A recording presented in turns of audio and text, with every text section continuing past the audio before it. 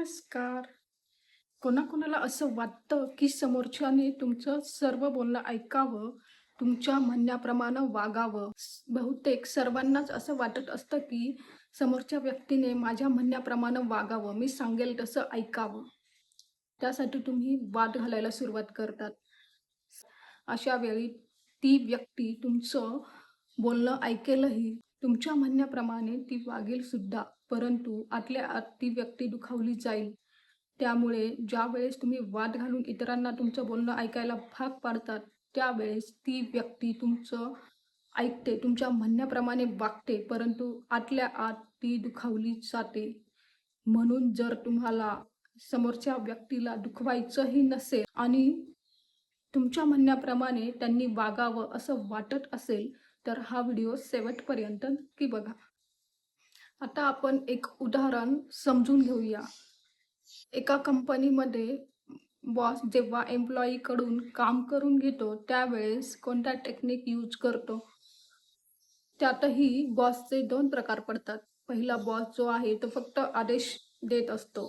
तो एम्प्लॉईला सांगतो, की हे काम आजच्या आज पूर्ण झालंच पाहिजे. अशा वेळेस त्या समोरच्या एम्प्लॉईला असं वाटतं, की हा आपल्याला आदेश देत आहे आणि त्याला ते काम आपण प्रेशरखाली करत आहोत, अशी फिलिंग येते आणि मग तो ते काम पूर्ण करतो, परंतु मनापासून करत नाही.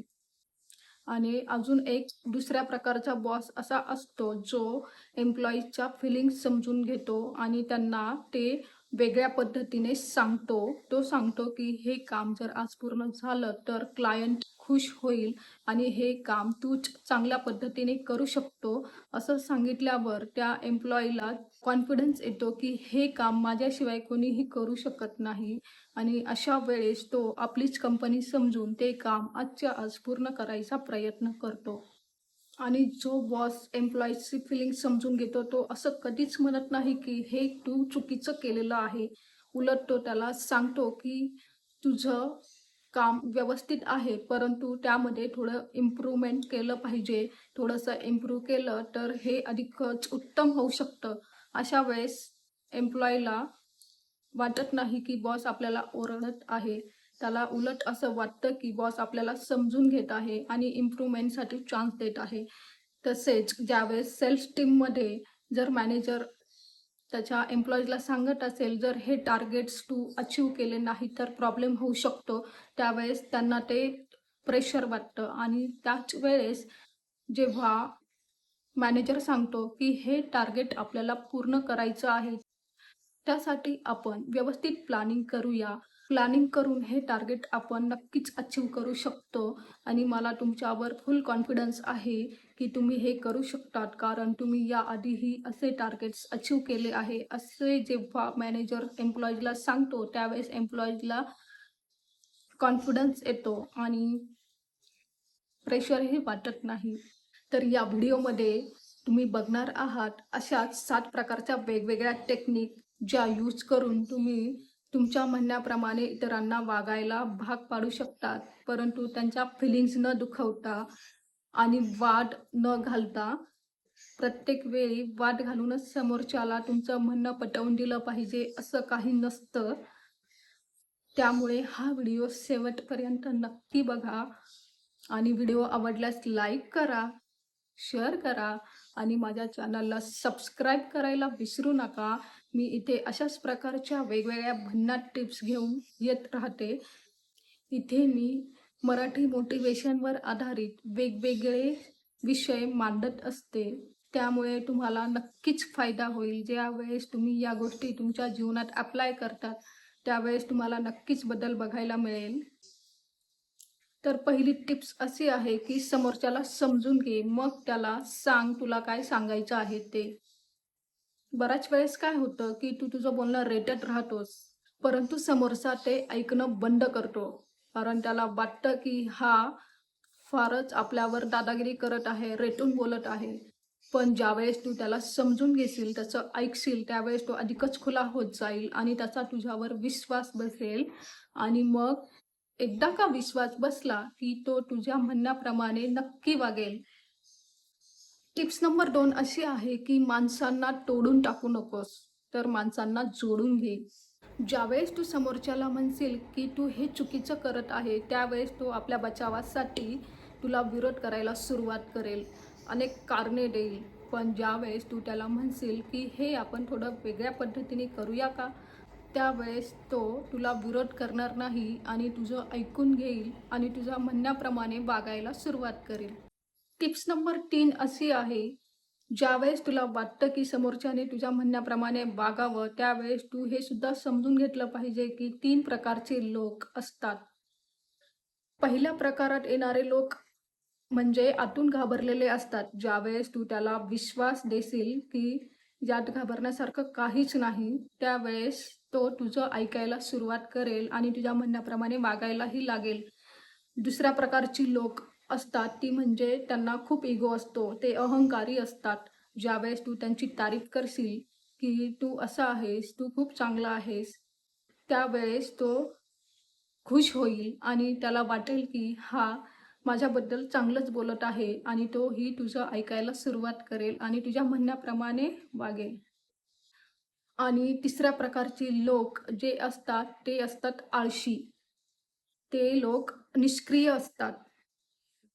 या अशा लोकांना तुम्ही आदेश द्याल किंवा काही सांगाल, त्यावेळेस ते अजिबात ऐकणार नाही आणि त्याची अंमलबजावणी तर अजिबात करणार नाही. पण ज्यावेळेस तुम्ही त्यांना मोटिवेशन द्याल, त्यांना त्या गोष्टीचं महत्त्व समजून सांगाल आणि ही गोष्ट कशी तुझ्याशिवाय दुसरं कोणीच करू शकत नाही, असं जेव्हा त्यांना सांगाल, त्यावेळेस ती अशी लोकही तुमचं ऐकायला सुरुवात करतील. टिप्स नंबर 4 अशी आहे की लोकांना तू कधीही आदेश देऊ नको. ज्यावेळेस तू आदेश द्यायला जाशील, त्यावेळेस तुला विरोध नक्की होईल. होय. तू लोकांना ज्यावेळेस म्हणशील तू हे करायलाच पाहिजे, त्यावेळेस लोक तुला विरोध करतील आणि ज्यावेळेस तू त्यांना म्हणशील तू असं केलं तर फार बरं होईल, त्यावेळेस तीच लोकं तुझं म्हणणं ऐकतील. कारण त्यांना ते आदेश न वाटता त्यांचा स्वतःचा निर्णय आहे असं वाटेल. टिप्स नंबर 5 अशी आहे की वाद घालून तू माणसांना हरवू नकोस. कधी-कधी काय होतं की तू बरोबरच असतो, परंतु वाद घालून तू माणसांना हरवू शकतो. तुझं बरोबर जरी असेल, तरीही कधी-कधी शांत बसण्यातच समजदारी आहे. अशाने तू माणसांना जोडून ठेवशील आणि त्यांच्या फिलिंग्जही दुखावल्या जाणार नाहीत. टिप्स नंबर 6 अशी आहे की बोलण्यासाठी योग्य वेळ ही खूप महत्त्वाची आहे. कधी-कधी तुझं बोलणं बरोबरही असू शकतं. तू जे म्हणत आहे ते खरंही असू शकतं, परंतु तुझी सांगण्याची वेळ ही चुकीची असते. खूप रागात असलेला माणूस, टेन्शनमध्ये असलेला माणूस आणि स्ट्रेसमध्ये असलेला माणूस कधीही तुझं म्हणणं ऐकून घेणार नाही, तर तो त्यावर फक्त रिॲक्शन देईल. त्यामुळे लक्षात घे, की समोरच्याची सिच्युएशन काय आहे हे तू आधी समजून घेतलं पाहिजे. मग तुला काय वाटतं ते तू बोललं पाहिजे.